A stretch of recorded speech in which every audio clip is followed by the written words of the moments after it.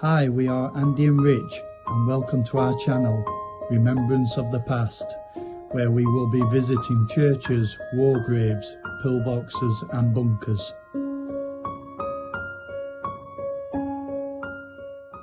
We are in BRIMINGTON Cemetery, Chesterfield.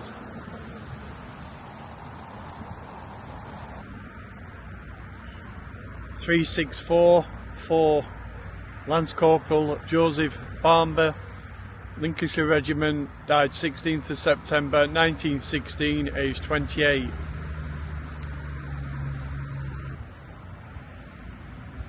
(15896) Private HORACE Fred Stott, Lincolnshire Regiment, died 13th of January 1916, aged 17. Horace Fred Stott joined when he was barely 16 years old, and like many eager young boys of his time, he lied about his age to the recruiting officer. Horace's father refused to allow his underage son to sign up, so he dragged him back home. 2 weeks later, Horace, determined to do his bit for king and country, ran off to enlist again, and this time succeeded in joining the 6th Battalion Lincolnshire Regiment. He completed his basic training in Whitley in the south of England and would have lined up with the rest of the brigade to be inspected by King George V, who visited the troops on Hankley Common, Surrey. After a brief stop in Egypt, they finally landed at Sulva Bay. Horace and his comrades went through fierce fighting and was in the infamous Battle of Cimeter Hill, and it was there that Horace was seriously wounded in the head. He was removed from the battlefield and shipped to a hospital station in Alexandria, Egypt, to await transportation home. He died from his wounds in the Wandsworth Military Hospital in London.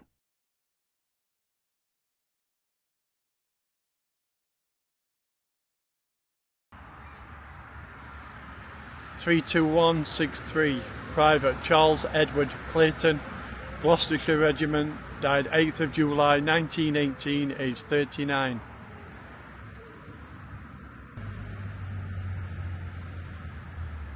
(508290) Private Robert Henry Elliott, Labour Corps, died 12th of November 1918, aged 29.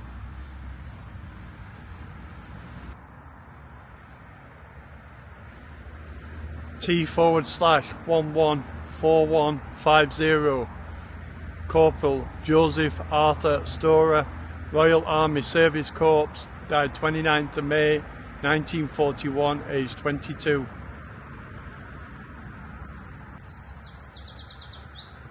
(4974934) Gunner Albert Edward Briggs, 40th Searchlight Regiment, the Sherwood Foresters, died 20th of June 1941, aged 25. Also found Sergeant John Gordon Fry, RAF, killed in action July 7, 1942, aged 19.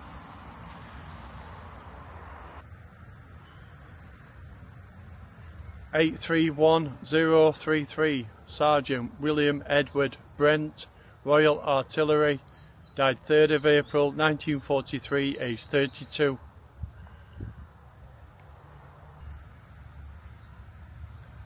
(2266) Lance Corporal Robert Walter BURR, Royal Army Medical Corps, died 7th of January 1916, aged 27.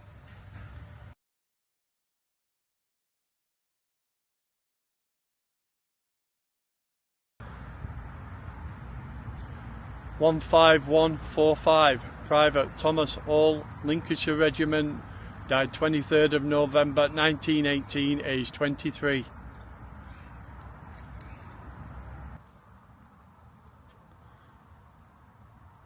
(800268) Bombardier Albert Leslie Hinde, Royal Artillery, No. 4 Commando, died 24th of April 1941, aged 28.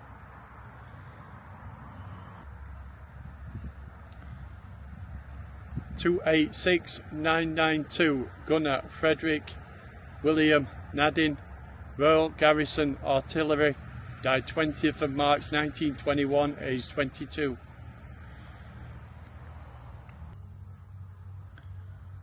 13225 Private G.H. Godfrey, Royal Army Vet Corps, died 12th of December 1918, aged 44.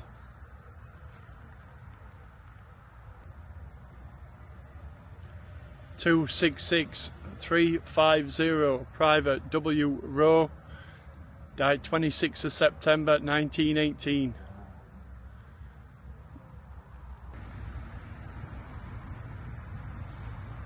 23170 Lance Corporal W. W. Cropper, died 21st of December 1919, aged 34.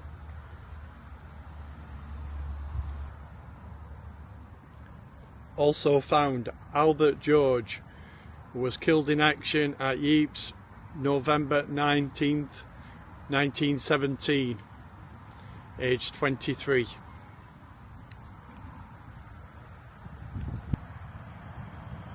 One 059597 Sergeant Arthur GLOSSOP, died 18th of February 1942, aged 21.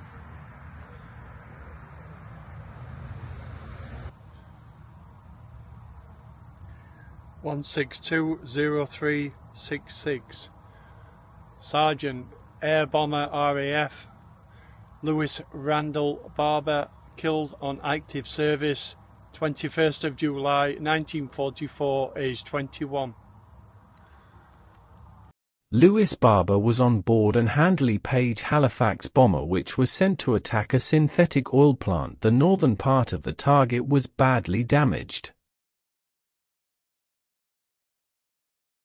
On their return to the base, it collided with another Halifax in thick cloud. Both aircraft crashed at Borkholm, northeast of Goole.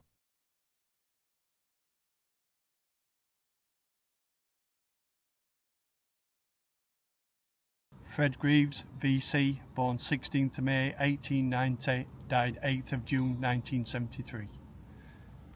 Citation reads, "For most conspicuous bravery, initiative and leadership, when his platoon was temporarily held up by machine gun fire from a concrete stronghold, seeing that his platoon commander and sergeant were casualties, and realizing that unless this post was taken quickly his men would lose the barrage, Greaves, followed by another non-commissioned officer, rushed forward regardless of his personal safety, reached the rear of the building and bombed the occupants, killing or capturing the garrison, and taking 4 enemy machine guns. It was solely due to the personal pluck, and initiative of this non-commissioned officer that the assaulting line at this point was not held up, and that our troops escaped serious casualties."